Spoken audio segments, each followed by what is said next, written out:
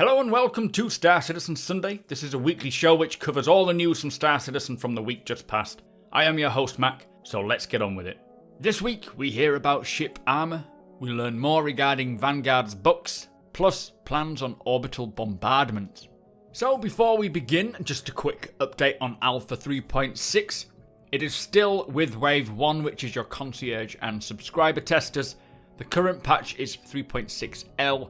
It did go to 3.6M, however CIG kindly rolled back the patch to L for the weekend due to heavy instability. The current focus is ship combat balance, flight hover mode, head tracking, the P-72 Archimedes, component degradation, hacking gameplay, which I've tried and made a video on if you want to check out my other videos, VoIP version 2, pip accuracy and ship jittering, and the Vanguard Hoplite and Warden. Personally, I am really enjoying 3.6 when obviously not experiencing bugs. This patch feels so much more robust and solid, more like a finished game thanks to these quality of life improvements, which I am very grateful for. So hopefully once they've figured out these crash the desktops and this leg break issue, which is very unusual, then it'll go to Wave 2. Not the most exciting patch, but I do feel it's becoming more and more playable as these quality of life things help, and the ships and weapons and everything is getting more balanced, so across the board it's definitely feeling a lot better.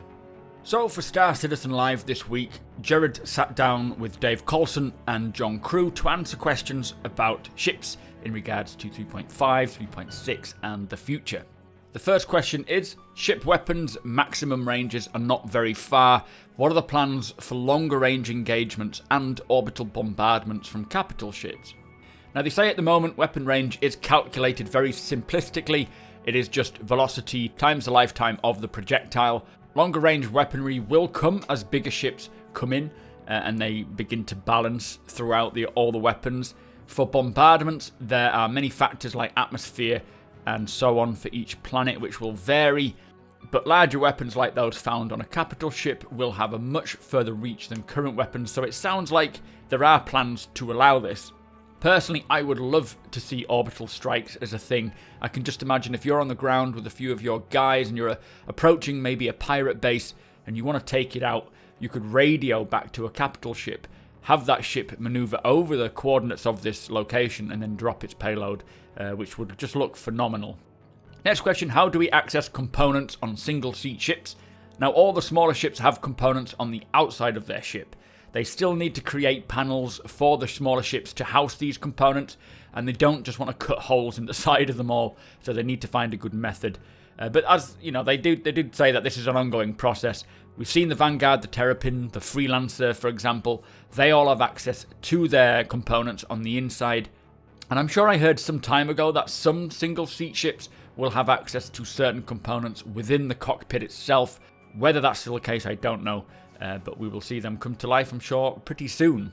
Next question. Landing a ship in the hangar is far more difficult now with the hover mode. Are there plans to make it easier in some way? And they say that the long-term goal is to have some form of 3D augmented reality UI pop-up to help you with more situational awareness. So basically when you deploy your landing gear, it'll pop up and give you an image of the layout of the location and help guide you down. For hover mode, they are exploring options on how to improve control while in smaller areas. David did say that it's not great at the moment, and as usual, with the first iteration of anything, it takes time to just tweak it here and there and get it feeling right, until obviously us and they are happy. Next question is about ship Armour and what's the status of it. Now the plan for Armour is to use this physically based damage system, basically have a layer on top which determines how the projectile interacts with the hull of our ship. Soon they're hoping to give Armour its own properties. They don't want it to just be more health, so hull health, shield health and armour health will all be unique and interplay together. That is something I'm very excited for. The day that we can begin buying different armour sets, or even just seeing how the default armour on the ship plays a part in protecting it, will be very cool. And I'll show you some images of my Gladius playing in 3.6. I hadn't even realised I'd taken this much damage, but it looks really nice, and it persisted as well, which was cool. Someone asked if we can get a hover mode toggle, which I would prefer as well. They say it's a very difficult problem, but they are planning to go in that direction of a toggle. it's not just as simple as throwing in a toggle. They need to figure out a good way of doing it first, so no timescale there. Someone asked about the Freelancer engines in the commercial. They rotated when it went into VTOL. Will this come back? Now, they say they're not sure, as the engines are attached to other aspects of the ship, like the landing gear, so if they rotate, the landing gear rotates as well. They will need to see when the time comes and they start developing it further if it's something they want to go back to. Personally, I'm not too fussed. It does look kind of silly when the engines have rotated. Is damage over time plasma weapons still planned? And they say yes. What is the Prospector's rear folding out thing? If you don't know, stand behind the Prospector and just hold the F key and look around. You can have this little control panel or something that drops down. And apparently Tony Z requested that for FPS mining, being able to load stuff onto the back of the Prospector, which does sound interesting. I'm not sure if that means maybe handheld mining equipment. That would be very cool. Similar to how the Vulture comes with its own handheld salvaging items. Someone asked if they've considered an EMP rocket or missile, and they said yes, they have. And actually a few ships will come with these by default, which is quite interesting. Is there a chance of a vehicle scale quantum drive for small vehicles to spline jump around moons? And they say it's not something they've considered, but never say never. Snubs are obviously restricted by design, but they will likely think of a solution to help vehicles like the P-52, the P-72 get around planets easier. I'm undecided on this. I quite like the design of them needing a vehicle to attach to. Someone asked a few questions about the Vanguards, so we'll talk about them quickly. In regards to the BUK or the Battlefield Upgrade Kits, what is going on with these? Now, they say the plan is to allow us to pick and choose items from each BUK or Vanguard and mix and match. So basically what I think this means is you can buy a Vanguard Warden and then buy the equipment or the items for each Battlefield Upgrade Kit individually rather than buying it as a whole job lot. I don't know. I know they've mentioned about the Endeavour and having all the different components stored in your hangar and then swapping it out as you want. I would expect something along the lines of that. Now in 3.7 they say that adding custom nose guns to the Vanguards. These could be ballistics, energies, distortion, repeaters, cannons and so forth. The Harbinger and Sentinel will not come with the NVSA laser cannons.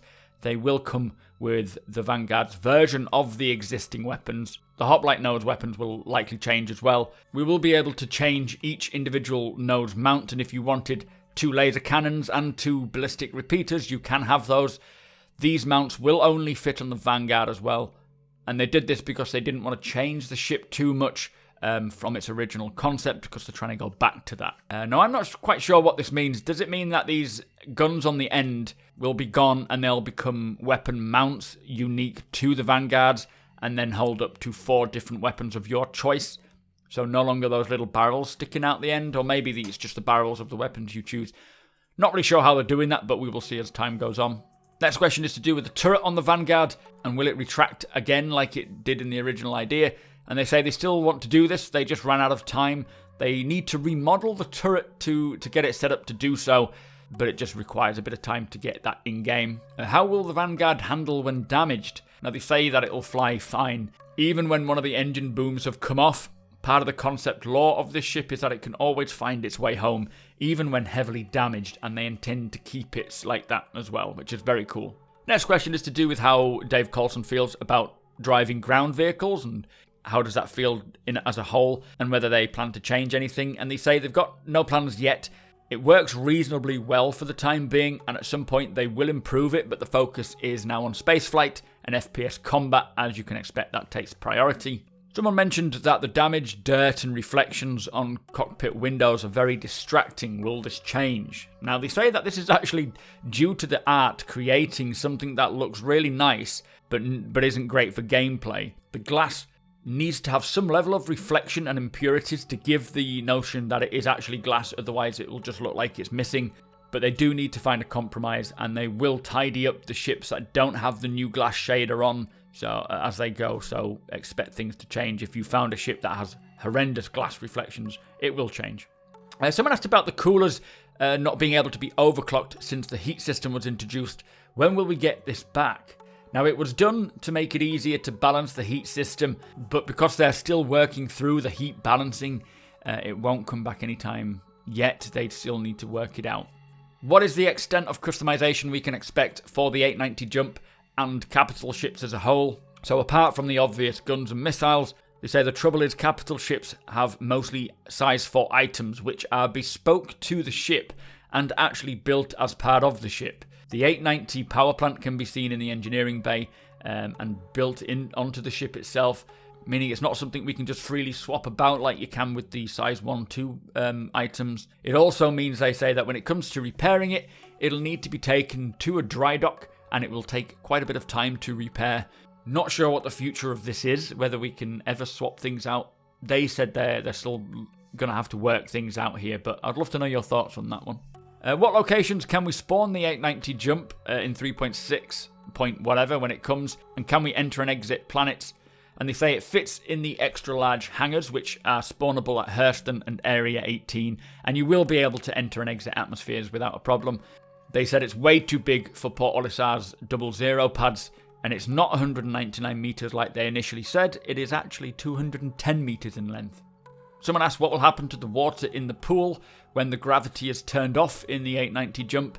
This, they say, is something that's going to be very difficult to create if the water was just to go into 0G and float around. So a likely workaround with this is a chance that it could just get sucked straight out of the pool once the gravity goes off, which will actually stop against drowning. I think it was the film Titan, I can't remember now, where someone drowned in 0G.